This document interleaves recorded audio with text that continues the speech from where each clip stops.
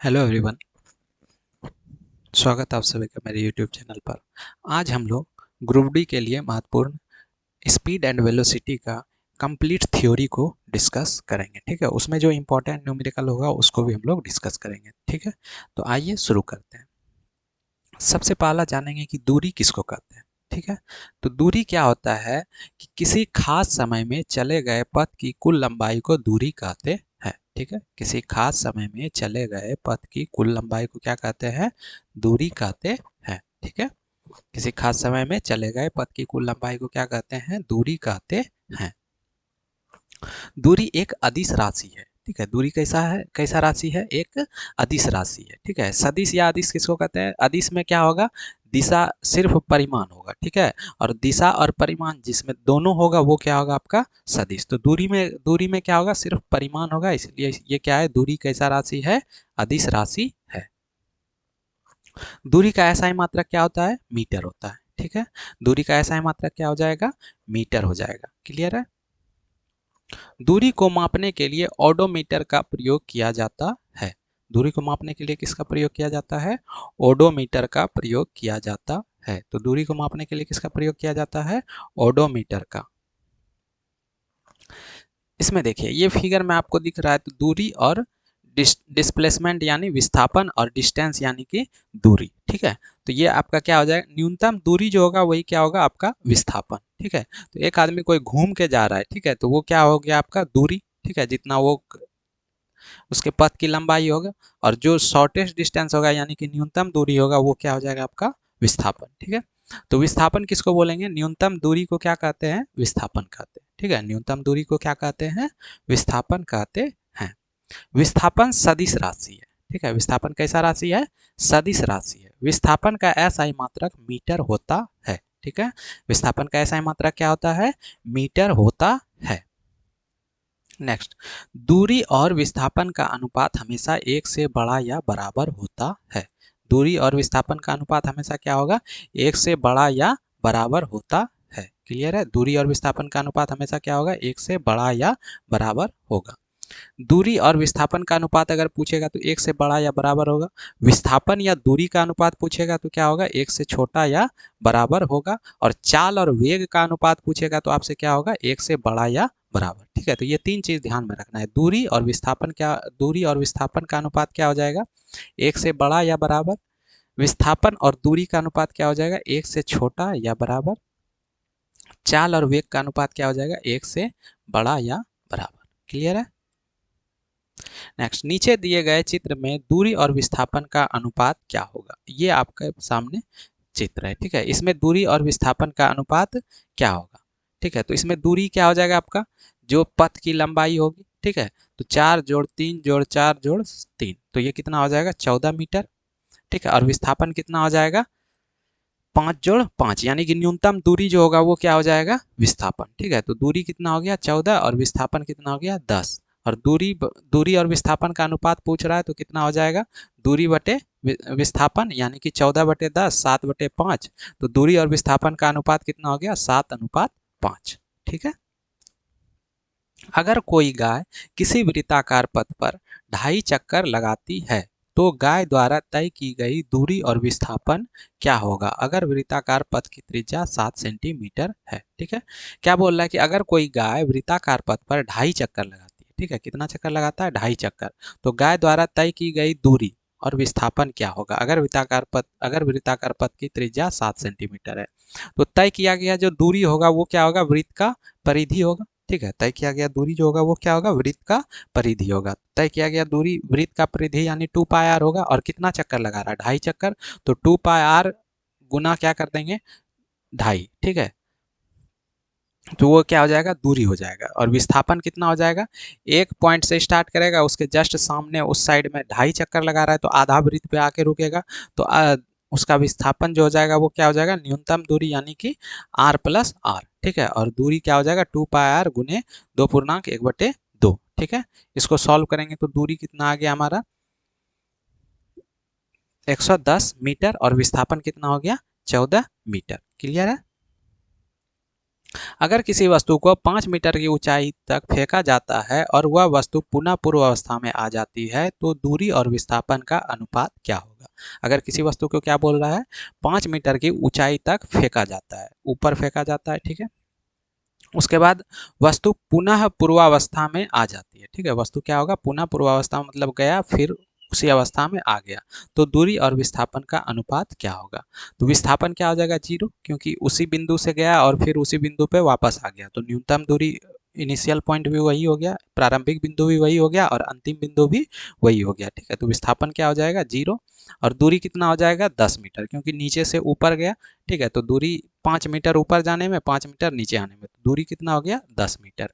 और दूरी और विस्थापन का अनुपात पूछ रहा है, यानी दूरी बटे विस्थापन, तो ये कितना हो जाएगा, 10/0, यानी कि इन्फिनिटी या फिर 10:0। नेक्स्ट क्या, एक पिंड द्वारा 23 मीटर त्रिज्या तथा 144.51 मीटर परिधि वाले वृत्ताकार पथ पर एक चक्कर लगाता है, तो दूरी और विस्थापन क्या होगा, ठीक है। तो ये आपका वृत्ताकार पथ है, ठीक है। इसमें क्या बोल रहा है, एक चक्कर लगाता है, तो एक चक्कर लगाएगा तो इसका दूरी कितना हो जाएगा, 2πr, यानी उसका परिधि हो जाएगा, तो परिधि कितना है, 144.51। तो और विस्थापन क्या होगा, विस्थापन क्या होगा, एक चक्कर लगाने में जिस ए से अगर स्टार्ट किया होगा तो ए पर ही आकर रुकेगा, ठीक है। तो इस कंडीशन में आपका विस्थापन क्या हो जाएगा, 0 हो जाएगा, ठीक है। तो पिंड द्वारा तय की गई दूरी बराबर वृत्ताकार का पथ की परिधि, ठीक है। पिंड द्वारा तय की गई दूरी बराबर क्या हो जाएगा, वृत्ताकार पथ की परिधि, यानी कि 144.51 मीटर, ठीक है। और एक चक्कर लगाने के बाद पिंड का विस्थापन बराबर बिंदु ए से बिंदु ए तक की दूरी, तो बिंदु ए से बिंदु ए तक की दूरी क्या हो जाएगा, 0 हो जाएगा, ठीक है। तो दूरी कितना हो गया, 144.51 मीटर, और विस्थापन क्या हो गया, 0। अगर कोई वस्तु एक पॉइंट से चलना स्टार्ट करता है फिर वापस उसी पॉइंट पे आ जाता है, तो उस कंडीशन में विस्थापन क्या हो जाएगा, आपका 0 हो जाएगा, ठीक है। दूरी तथा विस्थापन में अंतर, दोनों में क्या अंतर है, difference between distance and displacement.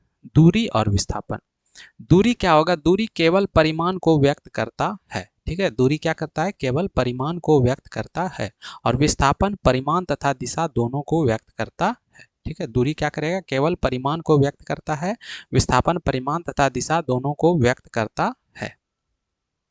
दूरी सदैव धनात्मक या शून्य होती है, ठीक है। दूरी सदैव क्या होता है, धनात्मक या शून्य होता है। विस्थापन आपका धनात्मक भी होगा, ऋणात्मक भी होगा तथा शून्य भी हो सकता है, ठीक है। दूरी क्या होगा, हमेशा धनात्मक या शून्य होगा, और विस्थापन धनात्मक, ऋणात्मक तथा शून्य भी हो सकता है। यह सदिश राशि है, दूरी आपका कैसा राशि है, सदिश राशि, सॉरी अदिश राशि है, और विस्थापन कैसा है, सदिश राशि है, ठीक है। दूरी कैसा राशि है, अदिश राशि है, तथा विस्थापन कैसा राशि है, सदिश राशि है। क्लियर है। नेक्स्ट, यह पथ की आकृति पर निर्भर करता है, दूरी आपका क्या होगा, पथ की आकृति पर निर्भर करता है, और विस्थापन क्या होगा, पथ की आकृति पर निर्भर नहीं करता है। क्यों, क्योंकि वो क्या होता है, न्यूनतम दूरी होता है, तो उसको एक पॉइंट से दूसरे पॉइंट तक जाना है, प्रारंभिक बिंदु से अंतिम बिंदु का जो न्यूनतम दूरी होगा वही क्या हो जाएगा, आपका विस्थापन, ठीक है। तो अब दूरी जो होगा वो पथ की आकृति पर निर्भर करेगा, और ये विस्थापन जो होगा वो पथ की आकृति पर निर्भर नहीं करेगा। अब आते हैं चाल, चाल किसको कहते हैं, एकांक समय में तय की गई दूरी को चाल कहते हैं, ठीक है। एकांक समय में तय की गई दूरी को चाल कहते हैं, ठीक है। एकांक समय में तय की गई दूरी को क्या कहते हैं, चाल कहते हैं।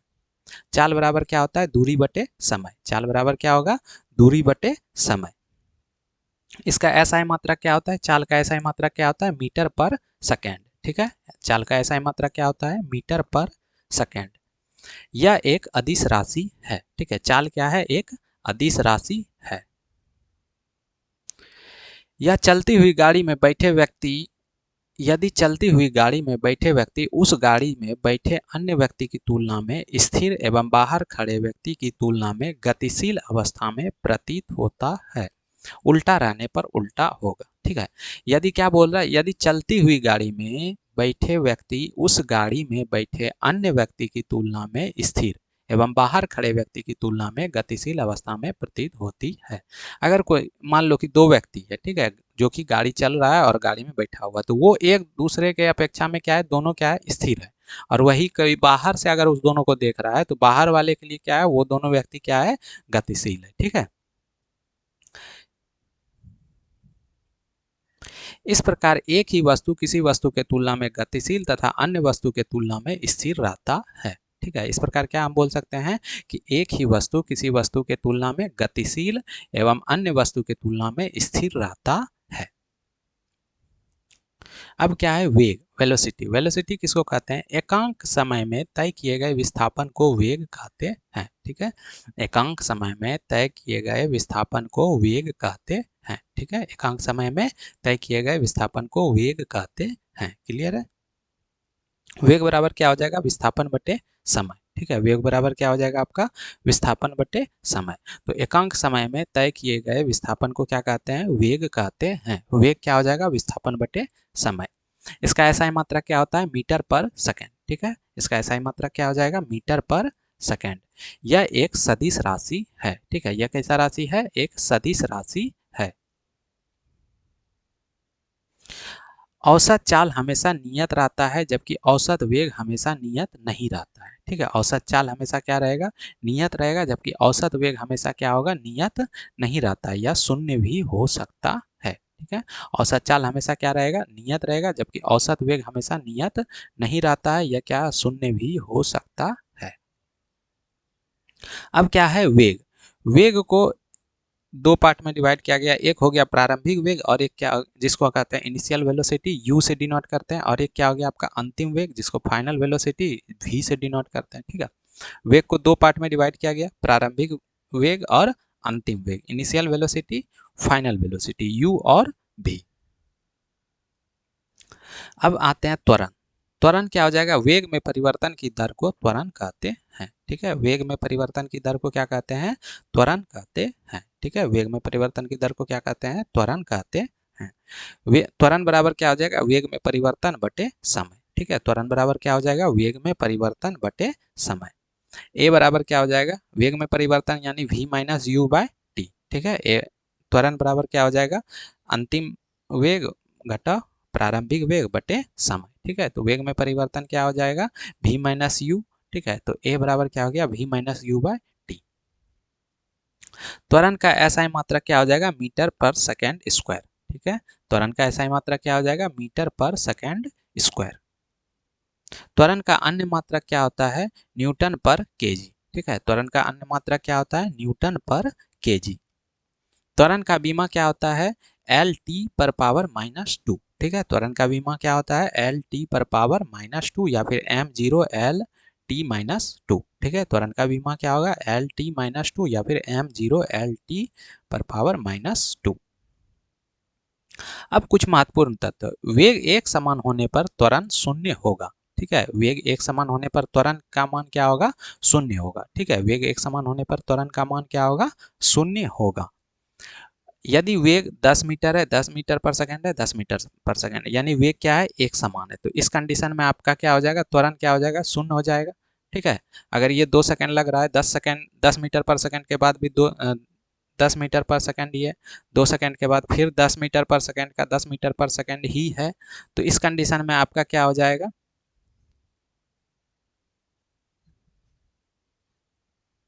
त्वरण क्या हो जाएगा, प्रारंभिक सॉरी अंतिम वेग घटाओ प्रारंभिक वेग, यानी 10 में 10 घटाएंगे बटे 2, तो ये क्या हो जाएगा, त्वरण क्या हो जाएगा, 0 हो जाएगा। ठीक है, तो यानी वेग आपका एक समान है तो त्वरण क्या हो जाएगा, शून्य हो जाएगा। ठीक है, जैसे प्रारंभिक वेग आपका दिया हुआ है, प्रारंभिक वेग क्या है इसमें, 10 मीटर पर सेकंड है, और अंतिम वेग क्या है आपका, 20 मीटर पर सेकंड। ठीक है, तो ये त्वरण क्या हो जाएगा आपका, परिणाम क्या हो गया, 5 मीटर पर सेकंड, दो सेकंड में। ठीक है, और प्रारंभिक वेग 20 मीटर पर सेकंड है और अंतिम वेग 10 मीटर पर सेकंड है, और इस 20 मीटर से 10 मीटर पर सेकंड होने में 2 सेकंड लग रहा है, तो इसमें इस कंडीशन में क्या हो जाएगा, मंदन हो जाएगा, यानी माइनस में ए आएगा। ठीक है, तो ये ध्यान में रखना, अगर u छोटा है v बड़ा है तो त्वरण होगा। ठीक है, u प्रारंभिक वेग कम है और अंतिम वेग अधिक है तो क्या होगा आपका, त्वरण होगा। ठीक है। और अगर प्रारंभिक वेग कम है, अधिक है और अंतिम वेग कम है, ठीक है, तो उस कंडीशन में क्या हो जाएगा, मंदन होगा, ठीक है, जिसको माइनस से डिनोट करते हैं, ठीक है। तो प्रारंभिक वेग कम है, अंतिम वेग अधिक है, तो त्वरण होगा। प्रारंभिक वेग अधिक है, अंतिम वेग कम है, तो मंदन होगा, ठीक है। जब वस्तु का वेग एक समान रूप से बढ़ता है तो त्वरण का मान समान रहता है, ठीक है। जब वस्तु का वेग एक समान रूप से बढ़ता है तो त्वरण का मान क्या रहता है, समान रहता है, ठीक है। जैसे 2 मीटर पर सेकंड था, फिर 4 मीटर पर सेकंड हो गया, 6 मीटर पर सेकंड हो गया, तो इसमें वेग क्या हो रहा है, एक समान रूप से बढ़ रहा है, ठीक है। तो इस तरह से आपका त्वरण जो होगा वो क्या होगा, एक समान का मान समान होगा। जैसे इतना में 2 सेकंड हो रहा है, ठीक है, इतना में 2 सेकंड लग रहा है, ठीक है। 2 मीटर पर सेकंड से 4 मीटर पर सेकंड होने में 2 सेकंड लग रहा है, 4 मीटर पर सेकंड से 6 मीटर पर सेकंड होने में 2 सेकंड लग रहा है, ठीक है। तो त्वरण क्या हो जाएगा, अंतिम वेग घटाओ प्रारंभिक वेग, यानी कि 4 घटाओ 2/2 बराबर क्या हो जाएगा, 2 मीटर पर सेकंड स्क्वायर, ठीक है। इसमें भी क्या हो जाएगा, 6 घटाओ 4/2 यानी कि 1 मीटर पर सेकंड स्क्वायर।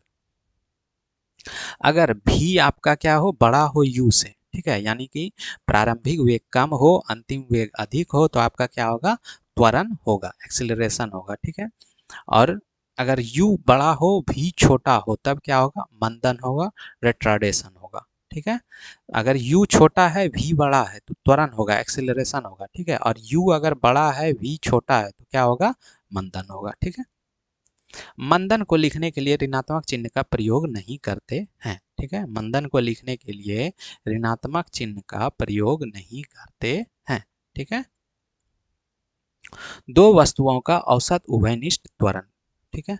जब दोनों वस्तु पर लगने वाला बल समान एवं स्थिर हो, ठीक है, जब दोनों वस्तु पर लगने वाला बल क्या होगा, समान एवं स्थिर होगा, तब क्या होगा, प्रथम वस्तु का त्वरण अगर a1 है और दूसरे वस्तु का त्वरण a2 है, तब केस 1 में क्या हो जाएगा आपका, जब दोनों वस्तु समान दूरी तय करे तब उभयनिष्ठ त्वरण क्या हो जाएगा, a1 प्लस a2 यानी अगर दो वस्तु का औसत उभयनिष्ठ निकालना है और दोनों वस्तु पर क्या लगने वाला बल क्या हो, समान एवं स्थिर हो, तब अगर दोनों प्रथम वस्तु पर का त्वरण a1 है, दूसरे वस्तु का त्वरण a2 है, तो उस कंडीशन में जब दोनों वस्तु क्या करेगा, समान दूरी तय करे, तब उभयनिष्ठ त्वरण क्या हो जाएगा, a1 प्लस a2/2, ठीक है। तो इतना ध्यान में रखना है कि अगर उभयनिष्ठ त्वरण निकालना है और दोनों वस्तु पर लगने वाला बल समान एवं स्थिर है, तो उस कंडीशन में उभयनिष्ठ जो त्वरण होगा और समान दूरी भी तय करे, तब उभयनिष्ठ त्वरण क्या हो जाएगा, a1 प्लस a2/2। नेक्स्ट क्या है क्वेश्चन, जब समान बल एक पिंड A पर 6 मीटर पर सेकंड के त्वरण से 20 मीटर की दूरी तय करता है तथा वही बल पिंड बी पर 12 मीटर पर सेकंड स्क्वायर के त्वरण से 20 मीटर 12 मीटर पर सेकंड स्क्वायर होगा, ठीक है, के त्वरण से 20 मीटर दूरी तय करता है, तो दोनों पिंड का औसत त्वरण क्या होगा, 4 मीटर पर सेकंड स्क्वायर या 9 मीटर पर सेकंड स्क्वायर, 24 मीटर पर सेकंड स्क्वायर, 72 मीटर पर सेकंड स्क्वायर। तो ए का त्वरण कितना है, 6 मीटर पर सेकंड स्क्वायर, बी का त्वरण कितना है, 12 मीटर पर सेकंड स्क्वायर, ठीक है। तो उभयनिष्ठ त्वरण कितना हो जाएगा आपका, 12 जोड़ 6/2 यानी कि 9 मीटर पर सेकंड स्क्वायर, ठीक है। यहाँ क्या है, यहाँ भी सेम कंडीशन था, इसमें क्या था, बल स्थिर दोनों पे लग रहा था, समान बल लग रहा था और दूरी भी क्या कर रहा था, समान तय कर रहा था, ठीक है। तो इसमें उभयनिष्ठ त्वरण क्या हो जाएगा, दोनों को जोड़ के 2 से भाग दे देंगे, ठीक है। जब वस्तु अलग अलग दूरी तय करे तब, ठीक है, सेम कंडीशन रहेगा, अगर वस्तु अलग अलग दूरी तय करेगा तो उभयनिष्ठ त्वरण क्या हो जाएगा, a1 × a2/a1 प्लस a2, ठीक है। उभयनिष्ठ त्वरण बराबर क्या हो जाएगा, जब अलग अलग दूरी तय करेगा तो a1 × a2/a1 प्लस a2, ठीक है। जब एक बल किसी वस्तु में 3 मीटर पर सेकंड स्क्वायर का त्वरण तथा दूसरे वस्तु में 6 मीटर पर सेकंड स्क्वायर का त्वरण उत्पन्न करता है, यदि दोनों वस्तुओं को एक साथ बांध कर वही बल लगाया जाए तो त्वरण उत्पन्न होगा। तो इसके लिए क्या होगा, 3 मीटर पर सेकंड स्क्वायर या 9 मीटर पर सेकंड स्क्वायर या 4.5 मीटर पर सेकंड स्क्वायर, मीटर पर सेकंड स्क्वायर या 2 मीटर पर सेकंड स्क्वायर। इसमें क्या बोल रहा है, किसी बल एक बल किसी वस्तु में 3 मीटर पर सेकंड स्क्वायर का त्वरण तथा दूसरी वस्तु में 6 मीटर पर सेकंड स्क्वायर का त्वरण उत्पन्न करता है। यदि दोनों वस्तु को एक साथ बांधकर वही बल लगाया जाए तो उत्पन्न त्वरण क्या होगा? देखो, A1 आपका कितना है 3 मीटर पर सेकंड स्क्वायर, A2 कितना है 6 मीटर पर सेकंड स्क्वायर। उभयनिष्ठ त्वरण क्या हो जाएगा आपका A1 into A2 bye A1 plus A2। तो उभयनिष्ठ त्वरण कितना हो गया, सॉल्व करेंगे तो 2 मीटर पर सेकंड स्क्वायर। ठीक है, ये क्वेश्चन है आपका, देख लो। तो इसमें क्या हो जाएगा 2 मीटर पर सेकंड स्क्वायर। क्लियर है? A1 इसमें क्या बोल रहा है, दूरी अलग अलग है। ठीक है, दोनों वस्तुओं का बांधकर एक ही बल लगाया जाए तो उत्पन्न त्वरण क्या होगा? तो इसमें क्या हो जाएगा A1 into A2 bye A1 plus A2। ठीक है, तो इसका क्या हो जाएगा 2 मीटर पर सेकंड स्क्वायर।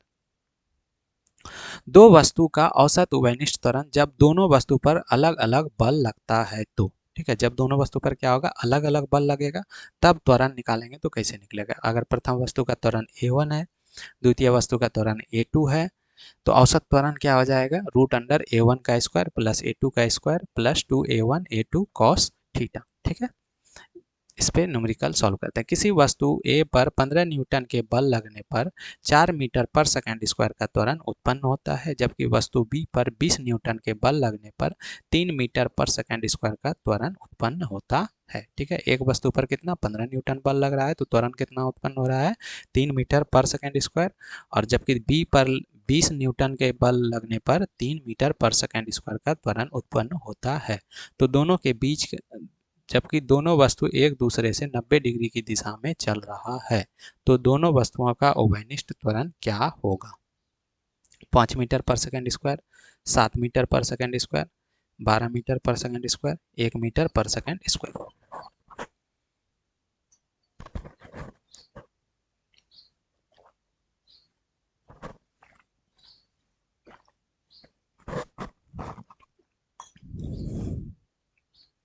तो देखो इसमें क्या दोनों में अलग अलग बल लग रहा है, तो इसमें कौन सा फॉर्मूला लगाएंगे, A1 क्या हो जाएगा 4 मीटर पर सेकंड स्क्वायर, B का त्वरण यानी A2 कितना हो जाएगा 3 मीटर पर सेकंड स्क्वायर। ठीक है, तो औसत त्वरण क्या हो जाएगा रूट अंडर A1 का स्क्वायर प्लस A2 का square plus 2A1 A2 cos theta, यानी कि रूट अंडर इसका वैल्यू रखेंगे A1 का 4 का स्क्वायर जोड़ 3 का स्क्वायर, यानी 2 गुने जोड़ 2 गुने 4 गुने 3 गुना कॉस 90 डिग्री। कॉस 90 डिग्री का वैल्यू कितना होता है 0 होता है। ठीक है, तो 16 जोड़ 9, ठीक है 16 9 25 हो जाएगा, यानी कि 5 मीटर पर सेकंड स्क्वायर आ जाएगा। ठीक है,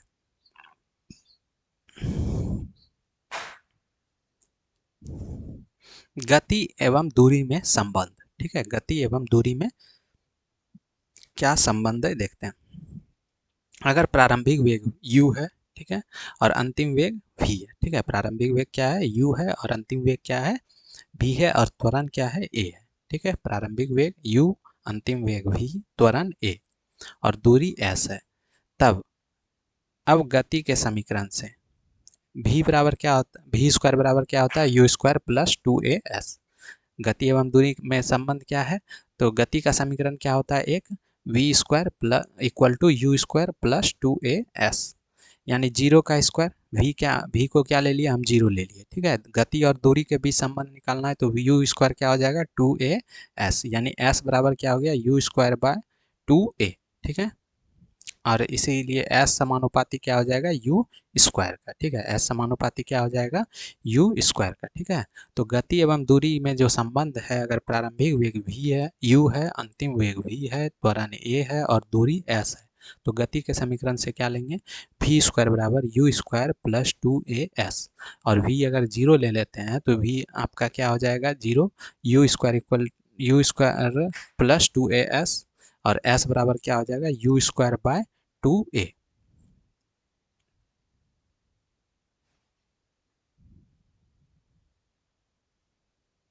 तो इस कंडीशन में s समानुपाती किसके हो जाएगा u स्क्वायर का। ठीक है, जब आप किसी कार की गति को दोगुना करते हैं तो इसे रोकते समय वह डैश गुनी दूरी तय करेगी। ठीक है, 4 गुना, 1 गुना या 2 गुना या 3 गुना। तो जब आप किसी कार की गति को दोगुना करते हैं, ठीक है, गति को दोगुना करते हैं तो इसे रोकते समय वह दूरी तय करेगी, यानी कि विस्थापन एवं समय में संबंध जब त्वरण स्थिर है, ठीक है, जब क्या है, त्वरण स्थिर है। तो एस बराबर क्या होगा, U plus AT, sorry S बराबर U T plus half A T square. तो एस बराबर क्या हो जाएगा, आपका प्रारंभिक वेग क्या हो जाएगा, जीरो हो जाएगा, ठीक है। तो एस बराबर यू टी यानी कि जीरो हो गया, और वो हाफ ए टी स्क्वायर प्रारंभिक वेग क्या है, जीरो है। तो एस क्या हो जाएगा, 1/2 ए टी स्क्वायर, ठीक है। तो ए क्या है आपका, स्थिर है, तो इस कंडीशन में टी स्क्वायर हो जाएगा, ठीक है। तो एस स्क्वायर टी हो जाएगा, तो इस कंडीशन में क्या हो जाएगा आपका, 4 गुना हो जाएगा, ठीक है। एक कण स्थिर अवस्था से शुरू होने के बाद 20 सेकंड के लिए स्थिर त्वरण का अनुभव करता है। यदि वह पहले 10 सेकंड में x1 और शेष 10 सेकंड में x2 दूरी तय करता है तो निम्नलिखित में से कौन सा सही है, ठीक है।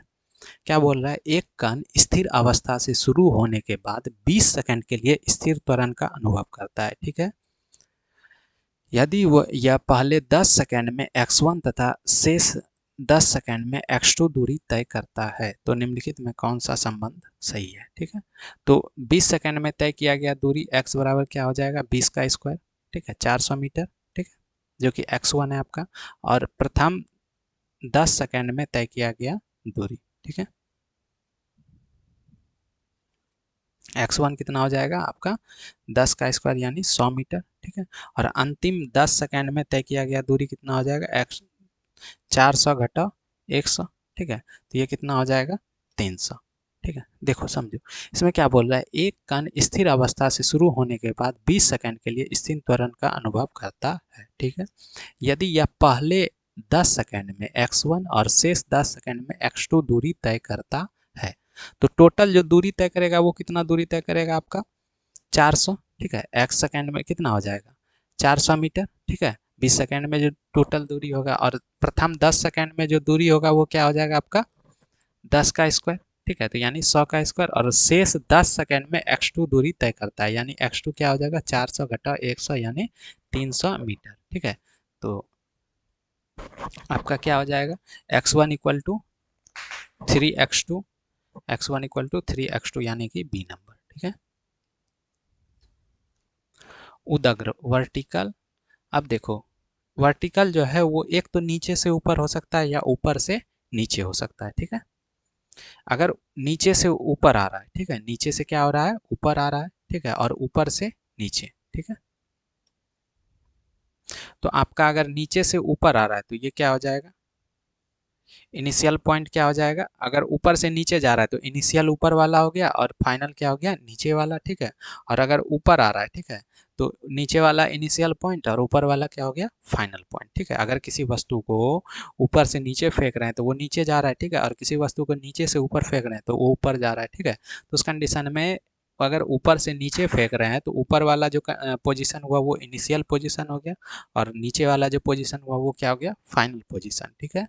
और अगर ऊपर नीचे से ऊपर फेंक रहे हैं तो नीचे वाला पोजीशन इनिशियल पोजीशन हो गया और ऊपर वाला पोजीशन फाइनल पोजीशन, ठीक है।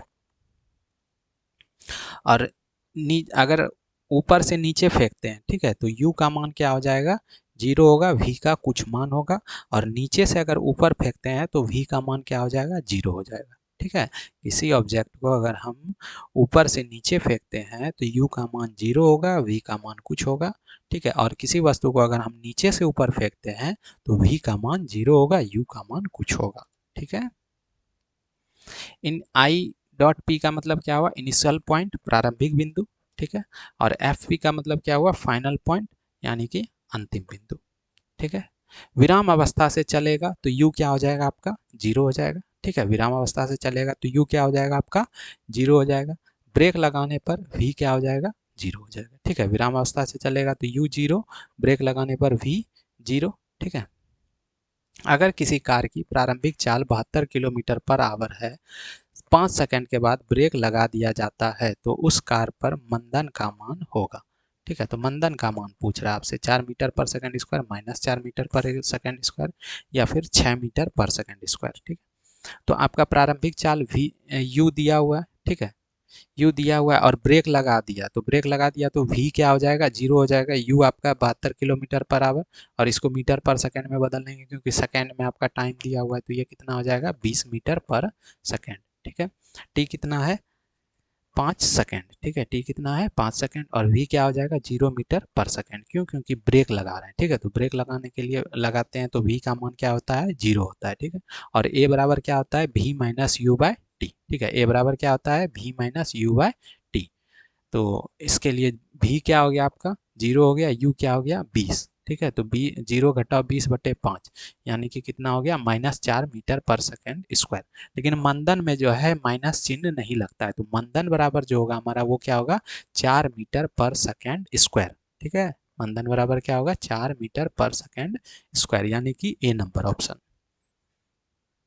मंदन लिखने के लिए ऋणात्मक चिन्ह का प्रयोग नहीं करते हैं, इसलिए उत्तर क्या हो जाएगा ए हो जाएगा, ठीक है। मंदन लिखने के लिए ऋणात्मक चिन्ह का प्रयोग नहीं करते हैं, इसलिए उत्तर क्या हो जाएगा ए हो जाएगा। औसत वेग एवं औसत चाल, ठीक है। जब दूरी एवं विस्थापन दिया हो तब, ठीक है। जब औसत वेग या औसत चाल निकालना हो, दूरी एवं विस्थापन दिया हो, तो औसत वेग बराबर हो जाएगा कुल विस्थापन बटे कुल समय, और औसत चाल बराबर हो जाएगा कुल दूरी बटे कुल समय, ठीक है। औसत वेग क्या हो जाएगा, औसत वेग एवं औसत चाल निकालना हो जब दूरी एवं विस्थापन दिया हो, तब औसत वेग क्या हो जाएगा आपका कुल समय, कुल विस्थापन बटे कुल समय, और औसत चाल क्या हो जाएगा कुल दूरी बटे कुल समय, ठीक है।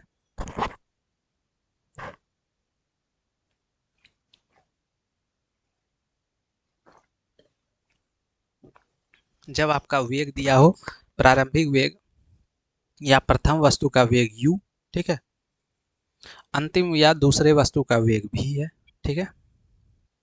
केस 1, जब एक समान वेग या शून्य त्वरण से वस्तु गतिमान हो अथवा दोनों वस्तु समान दूरी तय करे तब, ठीक है। जब क्या हो एक समान वेग या फिर शून्य त्वरण से वस्तु गतिमान हो अथवा दोनों वस्तु समान दूरी तय करे तब आपका औसत वेग जो होगा वो 2uv/u+v होगा, ठीक है। औसत वेग क्या हो जाएगा 2uv/u+v,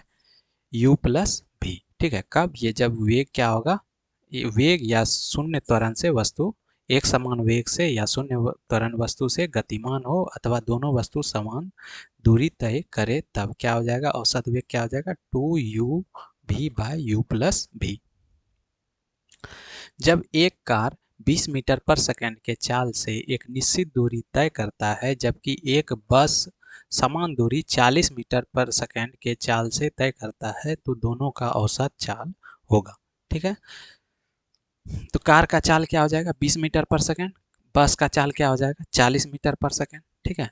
और औसत चाल क्या होता है हमारा 2 इंटू एक का स्पीड और दूसरे का स्पीड गुना करके और नीचे भाग दे देना उस दोनों के जोड़ से, तो क्या हो जाएगा 80/3 मीटर पर सेकंड, ठीक है। केस 2, जब वस्तु अलग अलग दूरी और समान वेग समान त्वरण से तय करता है तब, ठीक है। जब क्या बोल रहा है वस्तु अलग अलग दूरी और समान वेग तथा समान त्वरण से तय करता है तब क्या होगा आपका औसत वेग बराबर क्या हो जाएगा u+v/2, ठीक है। औसत वेग क्या हो जाएगा u+v/2, ठीक है। जब वस्तु क्या होगा आपका अलग अलग दूरी और समान वेग समान त्वरण से तय करता है तब औसत वेग क्या हो जाएगा u+v/2। कोई वस्तु अपने विराम यानी x बराबर 0 मीटर से चलना शुरू करता है और x अक्ष के पास 1.6 मीटर पर सेकंड के नियत त्वरण से के साथ घूम जाती है। x बराबर 12.8 मीटर से x बराबर 20.0 मीटर तक इसकी यात्रा के दौरान इसकी औसत वेग कितनी है। 2 मीटर 2.4 मीटर पर सेकंड, 3.6 मीटर पर सेकंड, या 7.2 मीटर पर सेकंड, या 8.8 मीटर पर सेकंड। देखो जब वस्तु क्या बोल रहा है इतना दूरी 12.8 मीटर दूरी तय कर रहा है, तो प्राप्त वस्तु का वेग जो होगा आपका क्या हो जाएगा v1 का स्क्वायर यानी u² प्लस 2as, ठीक है। इसको सॉल्व करेंगे तो कितना आ जाएगा हमारा v1 कितना आ जाएगा ये 6.4 मीटर पर सेकेंड, ठीक है। और जब वस्तु 20 मीटर दूरी तय कर रहा है तो v2 कितना हो जाएगा आपका, तो वस्तु का वेग क्या हो जाएगा आपका 8 मीटर पर सेकेंड, ठीक है। अब औसत वेग निकालना है, ठीक है। तो औसत वेग क्या करेंगे दोनों को जोड़ के और नीचे 2 से भाग दे देंगे, ठीक है। तो कितना आ जाएगा 7.2 मीटर पर सेकेंड, ठीक है। एक पिंड अपनी विराम अवस्था x बराबर 0 मीटर से चलना शुरू करता है और x अक्ष के समदिश 3 मीटर पर सेकेंड स्क्वायर के नियत त्वरण के साथ चलता है। इसकी यात्रा के दौरान x बराबर 13.5 से x बराबर 54 मीटर के बीच इसका औसत वेग कितना होगा? 13.5 metre per second, 10 metre per second, या 8.5 मीटर पर सेकेंड, या 12 मीटर पर सेकेंड। ठीक है, क्या बोल रहा है इसमें? एक पिंड विरामावस्था x बराबर 0 मीटर से चलना प्रारंभ करती है और x अक्ष के समदिश 3 मीटर पर सेकेंड के नियत त्वरण के साथ चलता है। ठीक है, इसकी यात्रा के दौरान इतना 13.5 से x बराबर 54 मीटर के बीच इसका औसत वेग कितना होगा? ठीक है, 13.5 मीटर पर सेकेंड होगा। कैसे? देखो, केस 1, जब v1 आपका क्या हो जाएगा? v1 क्या हो जाएगा आपका? 9 मीटर पर सेकेंड। ठीक है, v1 निकालने के लिए v square plus equal to you square plus 2as करेंगे तो इससे v का वैल्यू कितना आ जाएगा आपका? 9 मीटर पर सेकेंड। ठीक है, अब देखो केस 2 में क्या करेंगे? v2 का स्क्वायर v2 का स्क्वायर प्लस u2 का स्क्वायर प्लस 2as हो जाएगा 2। इसको सॉल्व करेंगे तो क्या आ जाएगा आपका? v2 कितना आ जाएगा? 18 मीटर पर सेकेंड। ठीक है, तो औसत वेग जो हो जाएगा दोनों को जोड़ के 5 से भाग दे देंगे। ठीक है,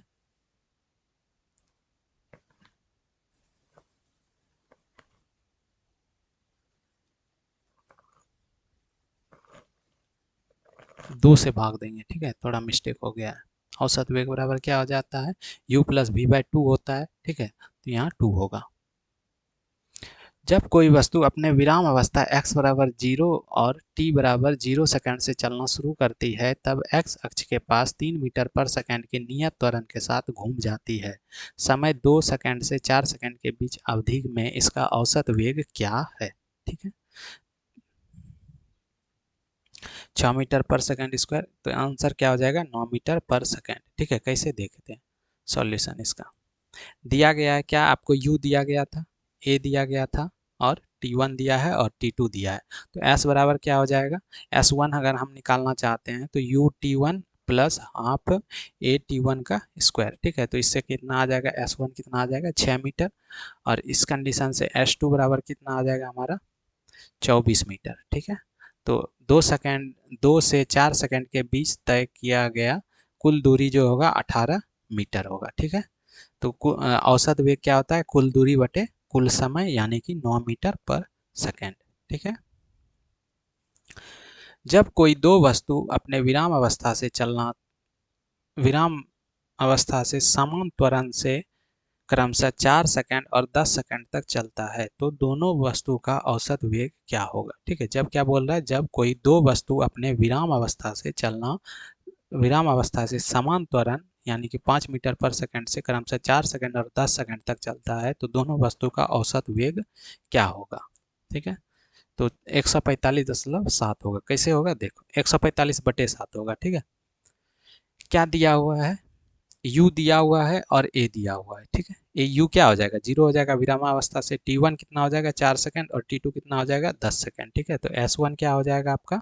s1 को सॉल्व करेंगे तो क्या हो जाएगा? 40 मीटर। ठीक है, s1 बराबर क्या होता है? ut plus half A T square. ठीक है, तो s1 क्या हो जाएगा? 40 मीटर। ठीक है, अब s2 निकालेंगे तो कितना हो जाएगा हमारा? s2 का वैल्यू 250 मीटर। ठीक है, तो अब क्या करेंगे? औसत वेग बराबर क्या होता है? कुल दूरी बटे कुल समय, यानी कुल दूरी कितना हो गया? 250 जोड़ 40। ठीक है, बटे क्या हो जाएगा? कुल दूरी, सॉरी इसको माइनस करेंगे। ठीक है, ये हो जाएगा आपका 145/7। तो ये कितना हो जाएगा? 145/7 metre per second.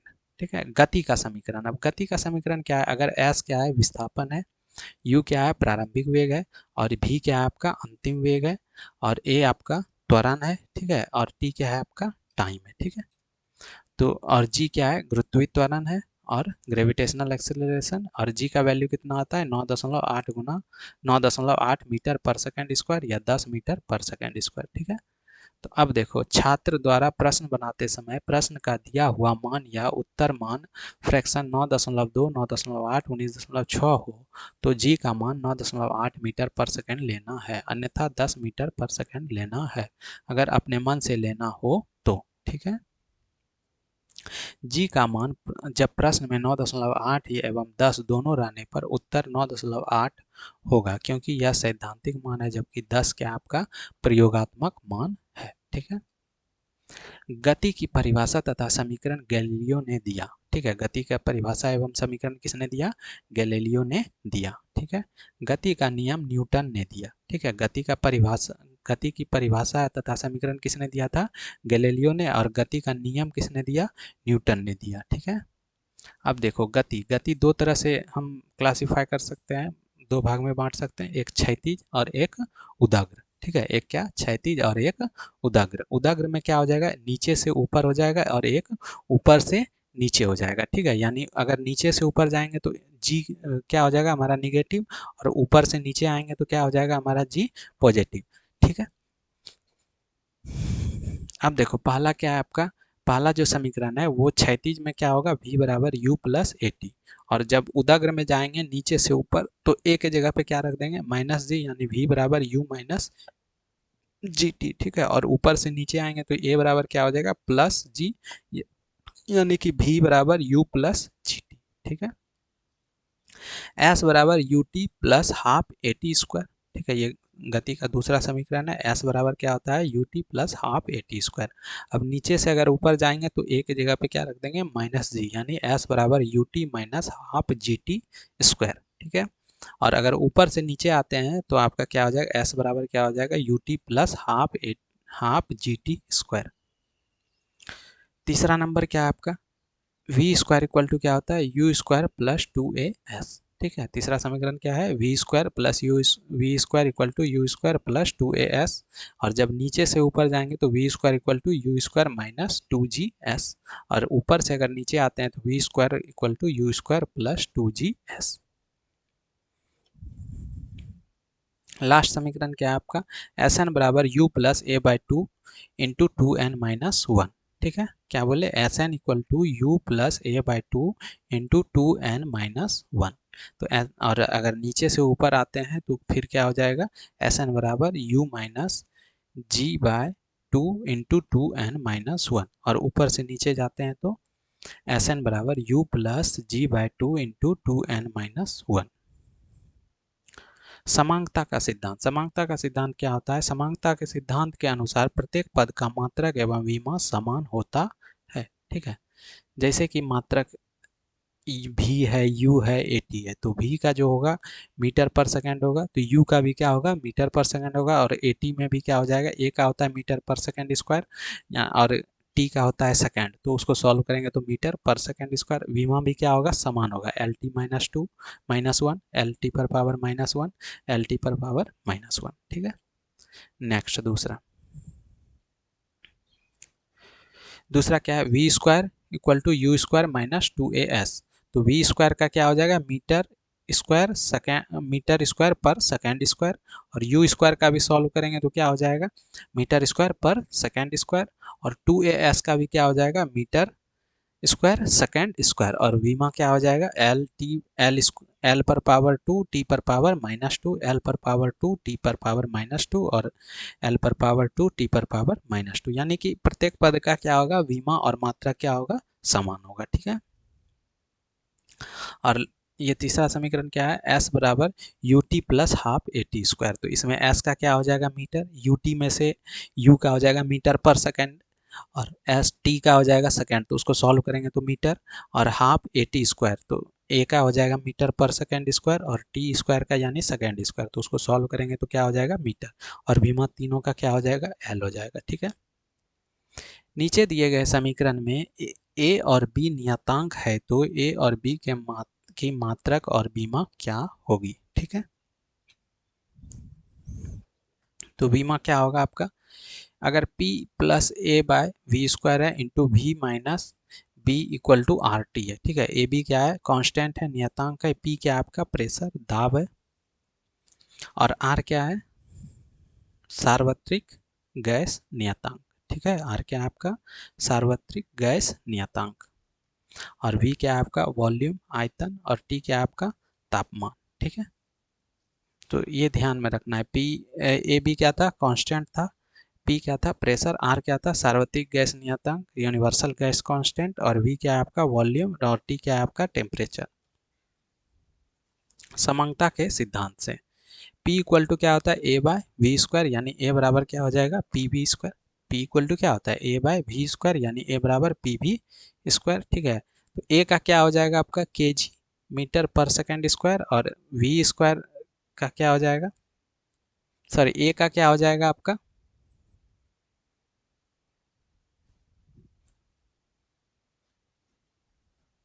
Sorry a equal to p का हो जाएगा k g metre per second square by metre square, और वी स्क्वायर का क्या हो जाएगा, वी का होता है मीटर क्यूब, तो स्क्वायर करेंगे तो मीटर क्यूब का स्क्वायर, यानी ए इक्वल टू क्या हो गया के जी मीटर पर पावर 5 और सेकेंड पर पावर -2। ठीक है, के जी मीटर पर पावर 5 पर सेकेंड स्क्वायर। ठीक है, तो ए का डायमेंशन क्या हो जाएगा एम एल पर पावर 5 टी पर पावर -2। ठीक है, समांगता सिद्धांत के अनुसार v बराबर क्या होगा b, और b बराबर क्या होगा v। b बराबर क्या होगा मीटर क्यू, यानी b का डायमेंशन जो होगा वो क्या हो जाएगा l पर पावर 3 हो जाएगा। ठीक है, गति के समीकरण के नाम एवं और उनका संबंध। ठीक है, गति के समीकरणों के नाम और उनका संबंध क्या है। माना कि u बराबर 0 और a बराबर 0 है, तो ये मान लेना अपने मन से। ठीक है, u क्या लिए लिए 0 ले लिए, और a क्या ले लिए 0 ले लिए। ठीक है, तो प्रथम समीकरण क्या है v equal to u plus a t, तो वेग समय को बताएगा। ठीक है, अगर u के u के जगह पे 0 और a के जगह पे 0 रख देते हैं, तो प्रथम समीकरण जो आपको क्या बताएगा वेग और समय। ठीक है, प्रथम समीकरण क्या बताएगा वेग और समय।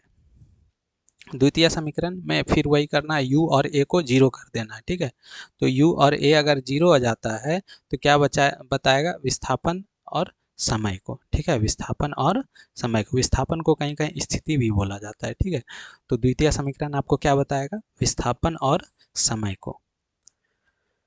तृतीय समीकरण आपको क्या बताएगा v square equal to you square plus 2as, तो u के जगह पे 0 और a के जगह पे 0 रख दो, तो क्या बचेगा विस्थापन और वेग। ठीक है, तो तृतीय समीकरण आपको क्या बताएगा विस्थापन एवं वेग। विस्थापन को स्थिति भी कहते हैं। ठीक है, विस्थापन को की स्थिति भी कहते हैं, तो आपको ऑप्शन में रह सकता है कि द्वितीय समीकरण क्या बताता है, तो स्थिति एवं समय भी होगा, और तृतीय क्या हो जाएगा स्थिति एवं वेग भी हो सकता है। ठीक है, तो प्रथम समीकरण वेग और समय को बताता है, द्वितीय समीकरण विस्थापन और समय को बताता है, तृतीय समीकरण विस्थापन वेग को बताता है, और विस्थापन को क्या कहते हैं स्थिति भी कहते हैं। S समानुपाती टी स्क्वायर है, तो इसका मतलब त्वरण क्या है नियत है। ठीक है, और V समानुपाती टी है तो त्वरण क्या है नियत है। ठीक है, तो S समानुपाती टी स्क्वायर है तो त्वरण क्या है नियत है, और V समानुपाती टी है तो आपका नियत त्वरण क्या है नियत है। ग्राफ, अब जैसे ये ग्राफ है तो इसमें क्या दिख रहा है फर्स्ट नंबर में आपका वेग बढ़ रहा है। ठीक है, फर्स्ट नंबर ग्राफ में जो है वेग क्या हो रहा है आपका बढ़ रहा है, दूसरे में क्या हो रहा है वेग घट रहा है। ठीक है, दूसरे में क्या हो रहा है वेग घट रहा है, तीसरे में वेग समान रहता है। ठीक है, तीसरे में क्या होगा वेग समान रहेगा, चौथा में क्या होगा विरामावस्था में होगा। ठीक है, ग्राफ चौथा जो होगा वो क्या होगा विरामावस्था, और पांचवा क्या है असंभव है। क्यों, क्योंकि ऐसा संभव नहीं है कि समय रुका हुआ हो और विस्थापन बढ़ रहा हो। ठीक है, तो ये पॉसिबल नहीं है। तो पहला आपका जो ग्राफ में पहला जो लाइन है वो क्या आपको दिखा रहा है वेग बढ़ेगा, दूसरा क्या दिखा रहा है वेग घटेगा, और तीसरा क्या दिखा रहा है वेग समान रहता है, और चौथा क्या दिखा रहा है विरामावस्था में है, और पांचवा क्या है असंभव।